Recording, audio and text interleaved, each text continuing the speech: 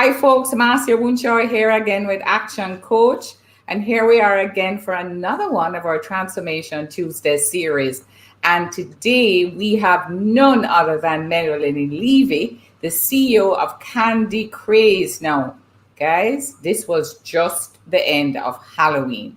So I'm sure you're all candid out. But we have the lovely Melanie Levy today who is going to be sharing with us about her vision of Craze and most importantly, how she started and how has she been dealing with the COVID challenge that everyone has been going through. So Melanie, welcome to our session today. Thank you, Marcia. Thank you so much for having me. Awesome. So Melanie, you know, we've been talking about vision. We always say every business owner must have a vision for their business. So, what is yours for Craze? Well, the vision really for Craze is just change the landscape of how people view the confectionery and ice cream industry in Jamaica. To create a space that's really fun, unique, and dynamic. A space that's, brings out the kid in every single person, both old and young.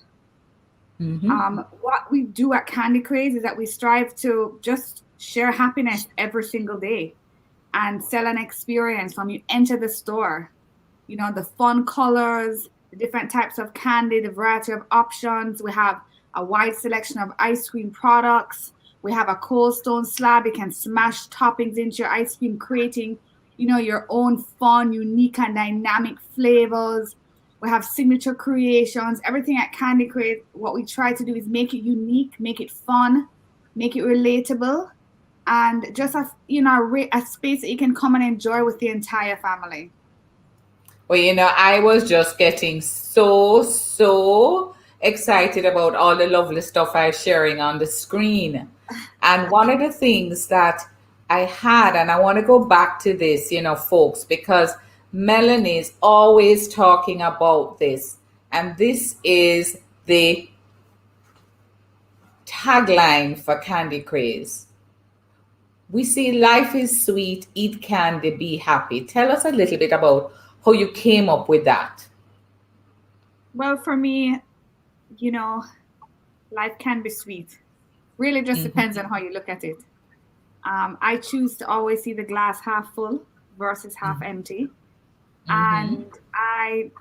And for me, I want it represents everything that I as a brand wanted to create. I wanted to create a space where you can make life sweet every single day by just walking into the store. And it's not necessarily only about the fact that I sell sweet products, but it's about the environment when you walk in. It's enlightening, it's colorful, it makes you feel happy, and so it kind of draws you into the space.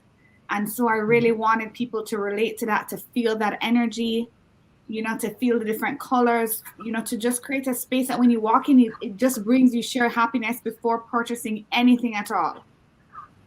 Awesome. So, Melanie, what made you actually start Craze? When did you start? When was it born and why?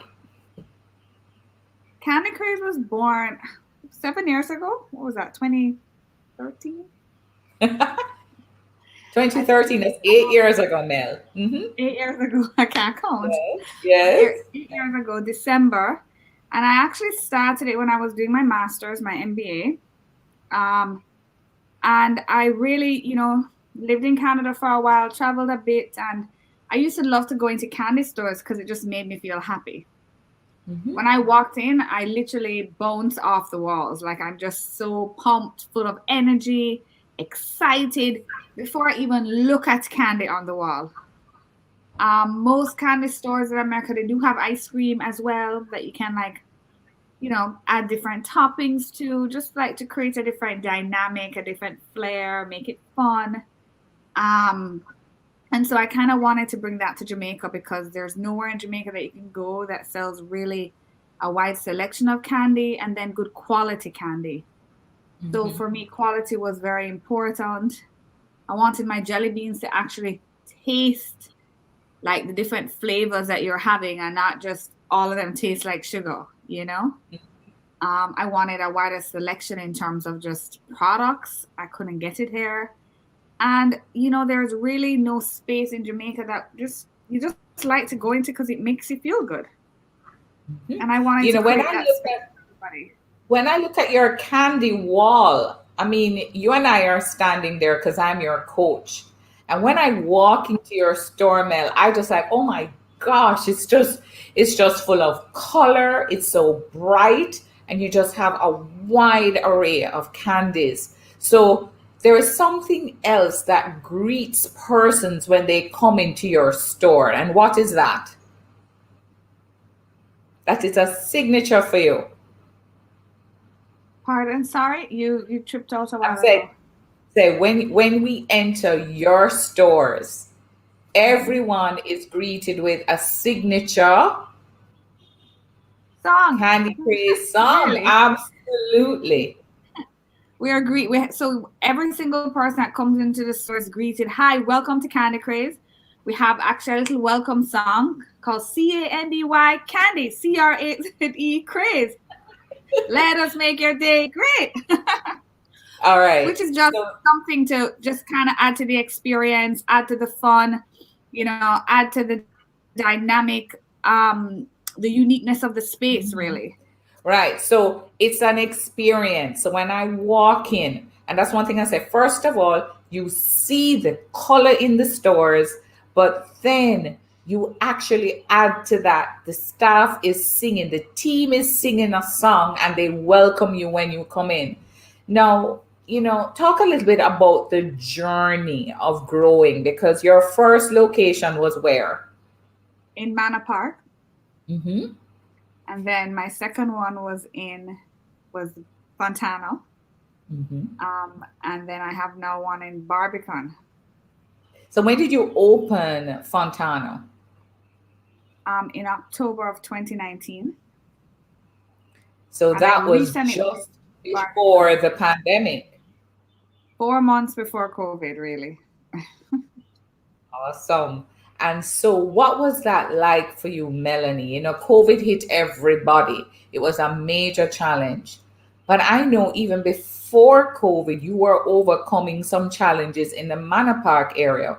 So I want you to talk about, this show is about real people, real results. And what I really want to do is have a full conversation with people about the courage, entrepreneurs like you, who go through challenges and despite them, you surface from them.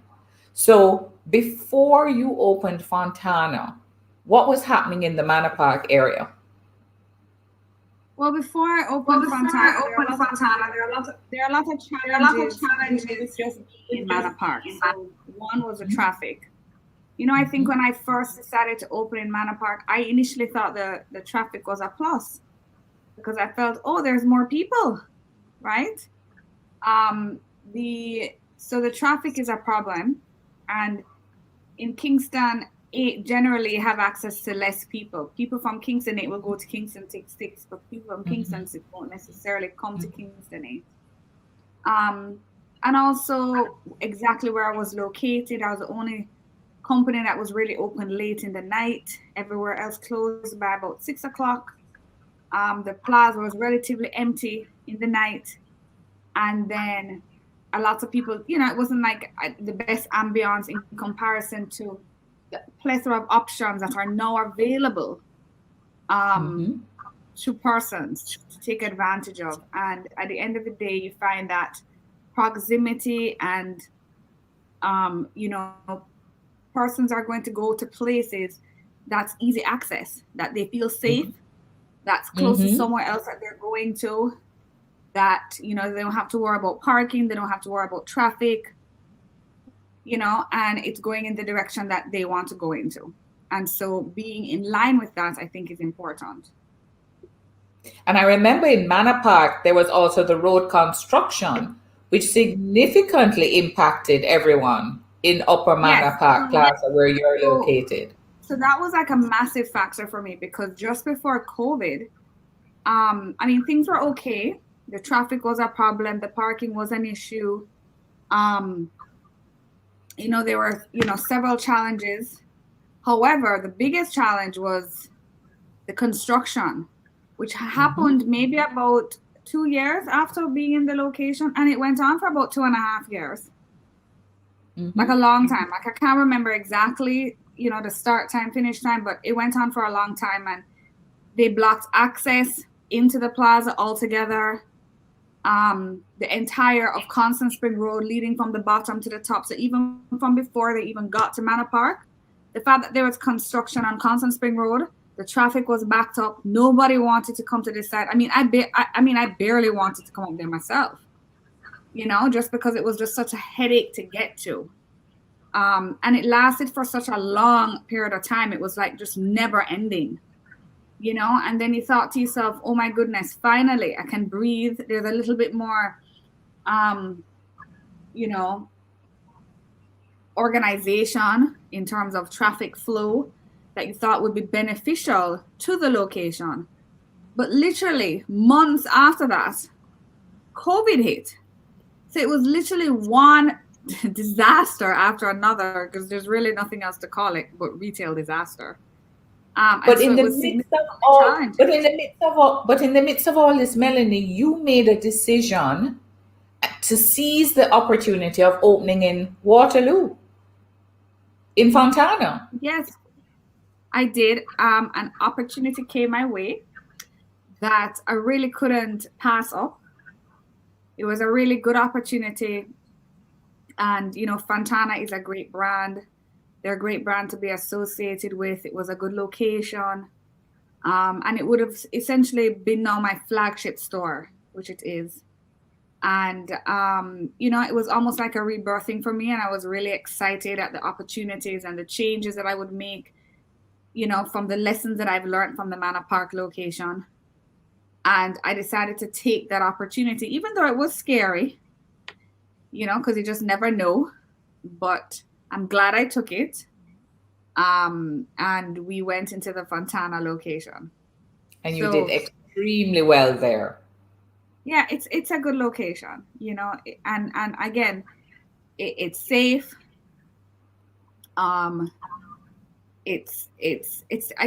Fontana in itself is exciting, like Candy Craze. When you walk inside, you walk up the escalators. Even me, I'm like a kid in a candy store. Have you been in here recently? Christmas has arrived. I mean, I feel excited just walking to my store. Yeah. So you opened Fontana, and then you eventually closed Manor Park, and I know it was bittersweet. And you did a big thank you for all of your patrons, because even during the construction, they still braved it and came out for you, and you celebrated them. But then when COVID hit, you made another decision, and that was to open another location. So, wow. so you in the midst of COVID opened and closed a store, closed Manor Park, had Fontana that you were launching big time, and then you decided to open in Barbican. So tell me the thought process, Mel, and for everyone else, they're thinking, oh my gosh, people would think, okay, we don't open, but we're kind of retrenching, but you went for it. Tell us about that decision. I mean, the Barbican location is relatively new. It's only been open for about 2 months. The decision regarding that is that it's something that has been in the pipework, to be honest. It was supposed to open the same year I opened Fontana. It was something that we had already committed to from before COVID. Could we have pulled out? We could have. I mean, that's definitely an option. However, it's my dream location, being in Barbican, having access to all those persons. And I knew going into it that it would not be easy. I was hoping that we would have had less lockdowns by this time, except the lockdowns only increased, which put me at a worse disadvantage.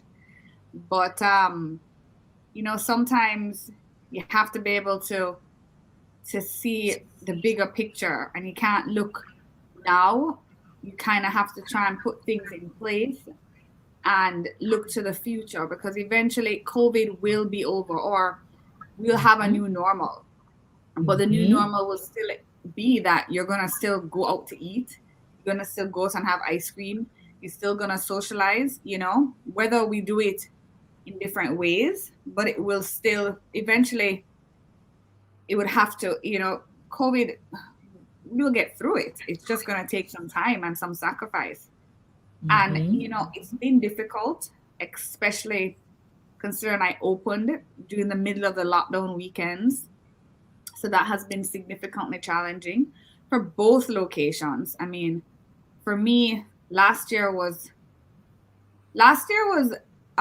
challenging, but I think that I had more energy to fight, and then we didn't have we didn't have days lockdown. We more had like times. Um, it definitely this year has been more challenging because we've been losing valuable days, which are Saturdays and Sundays, which are my busiest days. And so not having those, in my retail space significantly affects everything. But it's about trying to diversify. It's about finding opportunities where you don't see it. It's about not sweating the small stuff or not so small stuff, and just having faith that eventually you'll get through it. Because at the end of the day, no matter how hard things might seem, both personally and professionally, one thing is for sure is that you will get through it, right? Mm-hmm. So I think that what COVID has taught us is that no matter what, you'll get through it.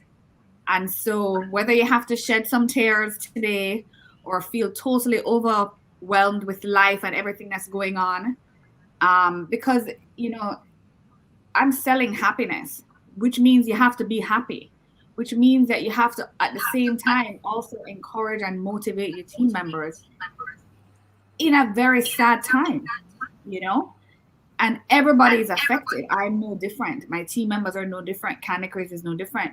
I think what pushes me through is that when I see the bright colors and everything, I just feel happier being in that space. It is literally the happiest space I could be in at a time like this.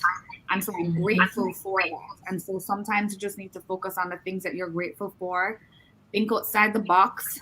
Try to be creative, and know that you will get through this, and you just have to persevere and be strong. It's really Yeah. And, and one of the things that you did too, is you always hear me say to you as your coach that as a leader, you have to keep one eye on the present and one on the future. And you never gave up on that vision. You never gave up. Folks, Mel always spoke about, listen, but she really wanted to be in Barbican. She wants to make this happen. Yes, there is COVID. And there were times, folks, when you're going to go up and down. But she said, listen, I'm going to do this because, as she rightly said, we're going to come out of it. And so now she has Progressive open and the store is beautiful. So I really encourage you all to go on. Some of the things that she has done as well, as she said, was to actually launch new products. So here, Mel, you want to talk about some of the products we're seeing on the screen here? sure. So the ones that I'm currently offering now are my brownie sandwich sundae and my Mm-hmm. chocolate chip sandwich sundae, chocolate chip Mm-hmm. cookie sandwich sundae, as well Wow. as the Belgian waffle, kind of like the sandwiches over here that you dip and Yeah. come with different Yeah. toppings. You can choose your Yes. own favorite ice cream. So we have those that's specific to the Progressive Barbican location. And the Mm-hmm. reason for that is just to create something slightly different for that location. Eventually, over time, it will be offered at my Barbican location. I mean, at my Fontana location as well. But right now, we're starting it off at the Progressive one. I encourage Mm-hmm. everybody in the location to come over, take a look. We have an amazing selection, amazing team. Our products taste great. And so, yeah, I encourage everybody to come and try it out and just sweeten up their day a little bit. Who doesn't need a little sweet? Who doesn't need to be a little sweet every day? So what I'm hearing, Mel, is that you didn't just open the location, but you said if I'm opening Progressive, I'm going to be opening the Barbican location, then I'm going to be launching at the same time new products that would also make that opening and that location different from the other one that you were at in Fontana. So you Yeah. also had to, at the same time that you're opening, develop new products. So is that something that you are constantly doing at Candy Craze? Are you, because life is sweet, as you said. So one thing I know, folks, about Melanie is she's the queen of creating stuff. So you just need to say, okay, Mel, I think you should do this. And before you know it, out she comes with these amazing looking creations. So in COVID, as you said, we had different challenges. People couldn't come to the store as often as they could. So what were some of the things that you had to do in COVID to adjust to that challenge? Well, what we did was we had like incentive packages for kids, because Mm-hmm. homeschooling had been challenging for lots of parents, and so we had this incentive program where you get discount um, on a certain amount, a certain quantity of candy, and the idea is to split it up into smaller portions for the week and reward your child for a job well done. So we Mm-hmm. had that initiative and incentive going on. We had different specials. I also, started personally just speaking about the new products at the store on our Instagram and Facebook pages, talking about, my top 3 picks of the week in terms of candy, which is something that I'll bring back as well because I found that people loved it. It encouraged persons to try new things as opposed to trying the same things over and over again. Um, Mm-hmm. we had DIY kits, which we still do now. So you can get a DIY cupcake kit, a DIY cookie kit, a DIY donut kit. We also had DIY birthday kits, birthday cupcake kits, and DIY birthday ice cream kits as well, which we still offer right now. So if it's you're celebrating a birthday, you can come in and you can create this amazing box for you, which comes with a a cupcake with a candle, a bag of candy. It comes with confetti to throw in the air because what's life without a celebration. Mm-hmm. And it comes with a balloon, and a little lollipop. So just keeping it fun, keeping it, engaging. We did those things. What else did we do? We did so many You did things. lots We of marketing. You started did doing, corporate packages as yes, well. corporate gift packages, So I which we want you to still do talk about now. the corporate packages. Mm-hmm. So we personalize everything. So we have color coded candy. If you want it in a box with your logo on it, with a message, with color coded chocolates or candy, we can do that for you, which we still do now as well. Um, yeah, corporate is So huge. what It's I'm big. hearing, so what I'm hearing, Mel, is that despite all the challenges, you kept focus on that vision of life is sweet. How can you make people happy? And with that, despite people having to be at home, the kids at home, you found innovative ways. Folks, we cannot sit down and curl up and die.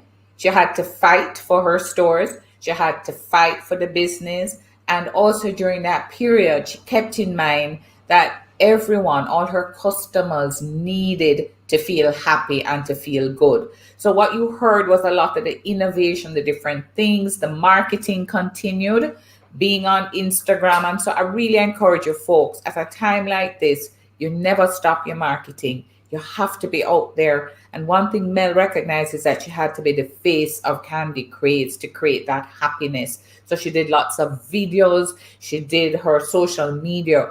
So, what, folks, if you are in a challenging environment, it's not about focusing on the things that you can't control. You heard her say lockdown days, in the nights, people couldn't come, the hours of the store had to change. But that didn't stop that entrepreneurial spirit, which said, listen, despite that, I'm going to focus on what I can control. And Melanie, I don't know if everybody knows, but you're about to give birth as well. you know? So to her second child. So in the midst of all Third of child. this, her Princess. third child, I'm so sorry, sorry, her third. And in the midst of all of this, Melanie is launching a new store and is having a baby at the same time, is pregnant. And this is a woman entrepreneur. So what you see is that the real thing, real people, real results, real entrepreneurial women who are dealing with the challenges of kids at school, being pregnant, running a business, being a wife. So all of you lady and women business owners who have to go through this, hats off to you. It is challenging, but I can say to you, once you keep your vision and your why in place, anything is possible. And I watched Melanie just push through all of this. And I think, Mel, your due date is next week. So even Yeah. here we are now, and you I have are to. down in another week and something, and you are Yeah. still here talking about your business. And Mel, I want to share with everybody that this is one of the reasons why Melanie, we have a Biz Excellence Forum that we do every year, Business Excellence Forum. And in the year of COVID, which was 2019, we were in Nashville, right, Melanie? In Yep. Nash, it was in Nashville, right, in February. And Melanie was one of our BizX finalists, along with CAC 2000, who is also in the picture, and IQ Optical. And she was a finalist in the area of Best Retailer. So here she is, wonderful brand, wonderful product, up against other retailers in North America, and she was one of the finalists. So I really want to say congratulations. And then here she is with her husband and with Brad Sugars, who is a founder and CEO of Action Coach worldwide. So really, Melanie, why you were chosen for that award is because of that entrepreneurial go-getter spirit that says, despite whatever is happening, I want to create a brand, I want to create a store and products that are worthy of helping our clients and your customers feel good, feel great. And what is beautiful is that you're able to compete with persons in the international arena. So congratulations on that. So folks, that is what it takes for you to go on the big stage. It really takes that kind of dedication. Now, one thing we ask everybody is, people learn from their mistakes. So we always say smart people learn from their mistakes, but wise people learn from the mistakes of others. And I always ask everyone on this show, what mistakes did you make along the way that you can tell other entrepreneurs how to deal with them and to make sure that they can prevent having those mistakes or making those mistakes as well? You can choose one or two. Wow. I've made a lot of mistakes. I'm still making them. But I think hiring the right people is Mhm. very, very important. I think that's probably has been the biggest lesson I've learned so far, because it can make or break your business. Having the wrong people a part of your team. It also can drain your energy and really put you in more of a negative space than you should be. I think that you have to really work on preserving your energy and investing in people who are worth investing in, because there's just not enough time in a day. And so you really need to focus on those that are really going to uplift you, make you feel good, inspire you, and those that believe in your vision and believe in your brand and want to help it grow. Mhm. Um, Mhm. I also decided, I think maybe in 2019, that anybody who got me like upset to a point or got me overly frustrated or anything like that, I was going to just part ways with them, because it wasn't relationships have to be mutually beneficial to both parties. And so having the right people being a part of your team can make you breathe or make you choke up. Mhm. Mhm. Especially with life. And for me, I have a husband, I have children, I have you know myself, I have life. And so for me, I have to preserve my energy to those that need it. And when you give to those that are not worthy of it, it takes away from those persons in your life that need that kind of energy from you, because you get deflated. So for me, investing in the right people, the best decision ever, and knowing when to let go, and knowing that no matter how you feel you might need somebody, you don't need anybody but yourself and God and faith and your family.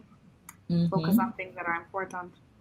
Business is important too, but you need to know how to channel your energy. Another, I think for me, mistake, I guess if you want to call it, is just diversifying your business, not keeping all your eggs in one basket, and expanding. I guess mostly just not keeping all the eggs in one basket, and not being afraid to put yourself out there. I think for me, I didn't want to become the face of Kind of Craze because I didn't want to put myself out there. Like I'm not the type of person that videos my entire life, or so even doing an Instagram video or a Facebook video is very uncomfortable for me. But and you worry about what people might think, what people might say. Guess what? It's not their business, it's yours. And you just have to focus on doing whatever it takes for it to thrive. And maybe to some people, it might be foolish, or they might criticize you. But deep down, you know what you need to do for yourself. Nothing beats trying. And so I think that listen to less of what other people have to say about you and more about what you feel you need to do for your business. And people will come around, and some people they won't, but at the end of the day, who really cares? You really just need to focus on yourself and your business and what's important. And so for me, I was so afraid to put myself out there for such a long time because I was so afraid of what everybody else would think. And when I got over that fear, it became easier. I remember the first video I did, I called my friend Tammy Chin. I was like, Tommy, I did this recording. I look so foolish. Tommy's like, put it out there. Who cares? But it's just about putting yourself out there. It's doing what you need to do for your business. A lot of times what happens is that we put our egos, we put what people are going to think, our own self-image, our insecurities, and they hold us back. And Melanie is sharing very openly what she went through. Many people just don't want to say it, and they just don't do anything. And as a result, their business is not growing. But Mel recognized that she had to fight for it, right, Mel? You had to do it because this is what your business needs, and because of her belief in her vision. And that one very important thing is that you have to expand your comfort zone. And over this period, when you have all of these challenges, those perturbations, the challenges you go through is what makes you all grow, folks. It's what makes us grow. If you have no challenge, then you're just remaining at the same level and you're not growing. But I've watched you through coaching and the journey take open and close and open and launch and going to new actions that you weren't taking before, to develop new products despite everything that was happening. So Melanie, I really want to congratulate you on that. And there is something else to that you did. You really fought on developing your leadership during this period. So tell us a little bit about some of your learnings along this journey of saying, I have to be a better leader. I think I just realized I needed to listen more. I think I realized that I needed to let go a little bit more. And I think I realized I needed to give people a chance to prove themselves. Yeah. And I was only going to grow or be in a better space if I had that as well. And so I really paid attention to how I came across. And if I felt like I was a little bit too intense in a conversation, I will apologize. I'd go back to that person and said, "How did that make you feel?"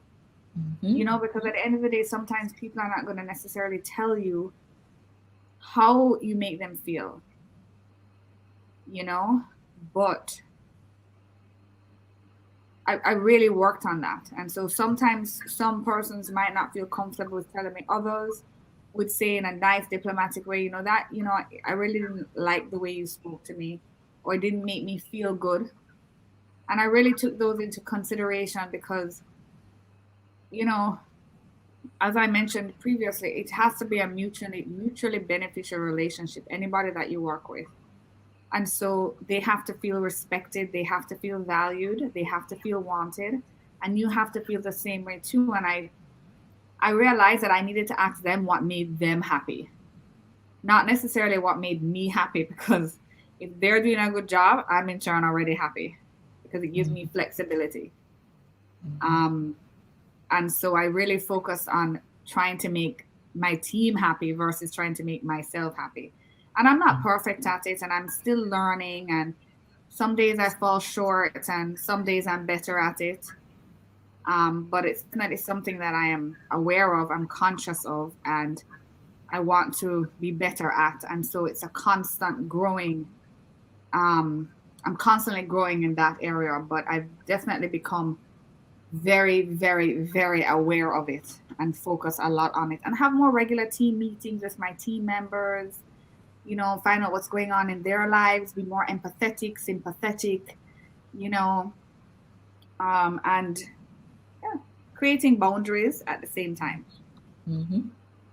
So, Mel, what I'm hearing is that you had to, first of all, grow yourself as a leader to raise your leadership lid. As we say in the 21 laws of leadership, the first law is the law of the lid. And that if you raised your lid and your leadership ability, then you could raise the effectiveness of what you were doing with your team. And that's what you did. We have seen you grow significantly, Mel. And I really want to thank you so much for taking the time to talk with us, to just share. This is not about pre-scripted anything, folks. This is just entrepreneurs coming on every single session and just sharing from their heart what their journey was like. We are all individuals, but we are all the same in terms of the challenges that we face. And what we need to learn from is how other people are overcoming them. So thank you very much, Melanie, for sharing. Thank you I so much wish you for all the having me. best. Happy landing in another Thank you so much. in another week and a half. And you look lovely, and we expect to hear wonderful news soon. So thank you so much for being with us. Okay. Bye, everyone. Thanks All again. right, Bye, bye, Marcia. folks. Thank you. Thank you, Mel. So we will be tuning in next week again for another one of our Transformation Tuesday series. We'll be going into another industry, the physiotherapy industry, which is awesome because that's what the field that my sister is in. So we're looking forward to bringing you episodes from different industries within Jamaica. So everybody stay safe and healthy. Take care and see you